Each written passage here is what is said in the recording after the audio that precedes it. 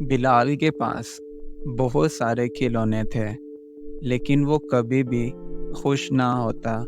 وہ ہمیشہ شکوے شکایت ہی کرتا رہتا۔ وہ کھلونوں کے ساتھ کھیلتے کھیلتے بور ہوا تو اپنی مما کے پاس چلا گیا۔ وہاں پہنچ کر وہ اپنی مما سے کہنے لگا، مما، میں ان کھلونوں کے ساتھ کھیل کھیل کے تھک گیا ہوں۔ مجھے نئے کھلونے اور نئے کپڑے اور نئے جوتے چاہیے آج ہی۔ بیٹا، ابھی پچھلے ہفتے ہی تو تم نے نئے کھلونے خریدے ہیں۔ یہ روز روز نئے کھلونے اور نئے کپڑوں پر پیسے ضائع کرنا اچھی بات نہیں ہے۔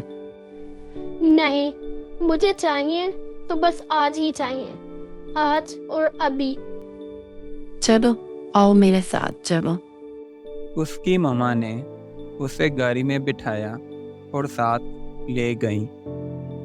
بلال کی مما اسے ایک گاؤں میں لے کر آئیں۔ وہاں کچھ بچے مٹی کے ساتھ کھیل رہے تھے اور بہت خوش تھے۔ بلال اور اس کی مما ان کے پاس چلے گئے۔ وہاں پہنچ کر بلال نے دیکھا کہ ان بچوں کے پاس نہ تو قیمتی کپڑے تھے اور نہ ہی قیمتی کھلونے، لیکن وہ پھر بھی خوش تھے۔ تم اتنا خوش کیسے رہتے ہو جب تمہارے پاس اچھے کھلونے بھی نہیں ہیں؟ ہمارے پاس جو کچھ بھی ہے ہم اسی میں ہی اللہ تعالیٰ کا شکر ادا کرتے ہیں اور ایک دوسرے کے ساتھ خوشیاں اور محبت بانٹتے ہیں۔ اسی سے ہی ہماری خوشی اور بڑھ جاتی ہے۔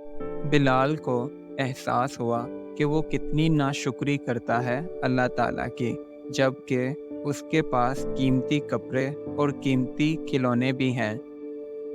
وہ دونوں وہاں سے واپس آئے۔ گھر آ کر بلال نے اپنے کچھ کھلونے اٹھائے۔ کھلونے لے کر وہ دوبارہ اپنی مما کے ساتھ ان بچوں کے پاس گیا اور اس نے وہ کھلونے ان بچوں کو دیے۔ بچے کھلونے دیکھ کر بہت خوش ہوئے اور ان کو خوش دیکھ کر بلال بھی بہت خوش ہوا۔ اس کہانی سے ہمیں یہ سبق ملتا ہے کہ ہمیں ہمیشہ اللہ تعالیٰ کا شکر ادا کرتے رہنا چاہیے اور دوسروں کے چہرے پر مسکراہٹ لانے سے ہمیشہ انسان کو دلی خوشی ملتی ہے۔ Do like my videos and don't forget to subscribe my YouTube channel. Also press the bell icon.